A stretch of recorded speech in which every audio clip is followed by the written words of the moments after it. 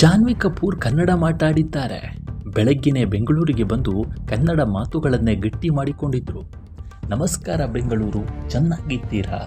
ನಮ್ಮನ್ನು ನೋಡಿ ನನಗೆ ಆಶ್ಚರ್ಯ ಆಯಿತು ಅಂತಲೇ ಹೇಳಿದರೆ.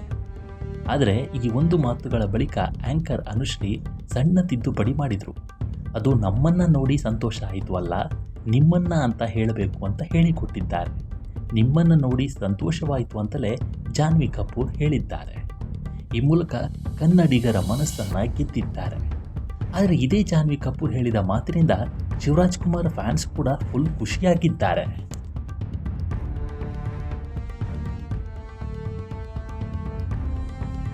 ಪೆದ್ದಿ ಚಿತ್ರದಲ್ಲಿ ಶಿವಣ್ಣ ಕುಸ್ತಿ ಉಸ್ತಾದ್ ಪಾತ್ರ ಮಾಡಿದ್ದಾರೆ. ಗೌರ್ ನಾಯ್ಡು ಅನ್ನೋ ಈ ಪಾತ್ರದ ಜೊತೆಗೆ ರಾಮ್ ಚರಣ್ ಪಾತ್ರದ ಸೀನ್ಗಳೇ ಜಾಸ್ತಿ ಇವೆ. ಗುರು ಮತ್ತು ಶಿಷ್ಯನ ರೋಲಲ್ಲಿಯೇ ಇವರು ತೆರೆ ಹಂಚಿಕೊಂಡಿದ್ದಾರೆ.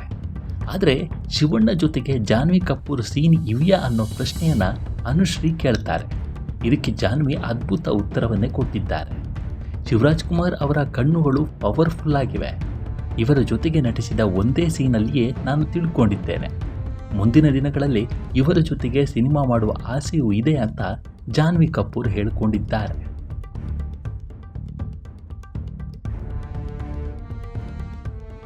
ಈ ಮಾತು ಕೇಳಿ ಶಿವಣ್ಣನ ಫ್ಯಾನ್ಸ್ ಫುಲ್ ಖುಷಿಯಾಗಿದ್ದಾರೆ. ಕಣ್ಣುಗಳ ಬಗ್ಗೆ ಜಾನ್ವಿ ಕಪೂರ್ ಹೇಳಿದ ಆ ಮಾತಿಗೆ ಅಭಿಮಾನಿ ಒಬ್ಬರು ಹೀಗೆ ಹೇಳಿದ್ದಾರೆ. ಶಿವಣ್ಣನ ಕಣ್ಣು AK-47 ಗನ್ನು ಅಂತಲೇ ಹೇಳಿದ್ದಾರೆ. ಜಾನ್ವಿ ಕಪೂರ್ ಮಾತಿನ ಬಳಿಕ ಶಿವಣ್ಣ ಮತ್ತು ರಾಮ್ ಚರಣ್ ವೇದಿಕೆ ಹತ್ತಿದ್ರು. ಶಿವಣ್ಣ ಇಲ್ಲಿ ಜಾನ್ವಿ ಕಪೂರ್ ಅವರ ಬಗ್ಗೆ ಮಾತನಾಡ್ತಾರೆ. ಜಾನ್ವಿ ಕಪೂರ್ ಚೆನ್ನಾಗಿ ಬೆಳೆಯಲಿ, ಅಮ್ಮ ಶ್ರೀದೇವಿ ಅವರ ಹಾಗೇನೆ ಎತ್ತರಕ್ಕೆ ಹೋಗಲಿ ಅಂತ ಹಾರೈಸ್ತಾರೆ. ಶಿವಣ್ಣನ ಈ ಮಾತಿನ ಬಳಿಕ ರಾಮ್ ಚರಣ್ ಮಾತನಾಡಿದರು. ಶಿವಣ್ಣ ನನಗೆ ಎಲ್ಲವೂ ಆಗಿದ್ದಾರೆ. ಅಂಕಲ್, ಬ್ರದರ್, ಗುರು, ಹೀಗೆ ಎಲ್ಲ ಆಗಿದ್ದಾರೆ. ಇವರ ಜೊತೆಗೆ ತೆರೆ ಹಂಚಿಕೊಳ್ಳುವ ಖುಷಿನೇ ಬೇರೆ ಅಂತ ರಾಮ್ ಚರಣ್ ಹೇಳಿಕೊಂಡಿದ್ದಾರೆ.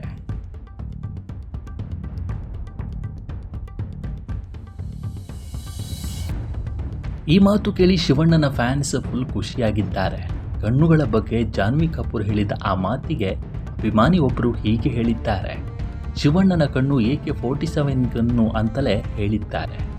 ಜಾನ್ವಿ ಕಪೂರ್ ಮಾತಿನ ಬಳಿಕ ಶಿವಣ್ಣ ಮತ್ತು ರಾಮ್ ಚರಣ್ ವೇದಿಕೆ ಹತ್ತಿದ್ರು. ಶಿವಣ್ಣ ಇಲ್ಲಿ ಜಾನ್ವಿ ಕಪೂರ್ ಅವರ ಬಗ್ಗೆ ಮಾತನಾಡ್ತಾರೆ. ಜಾನ್ವಿ ಕಪೂರ್ ಚೆನ್ನಾಗಿ ಬೆಳೆಯಲಿ, ಅಮ್ಮ ಶ್ರೀದೇವಿ ಅವರ ಹಾಗೇನೆ ಎತ್ತರಕ್ಕೆ ಹೋಗಲಿ ಅಂತ ಹಾರೈಸ್ತಾರೆ.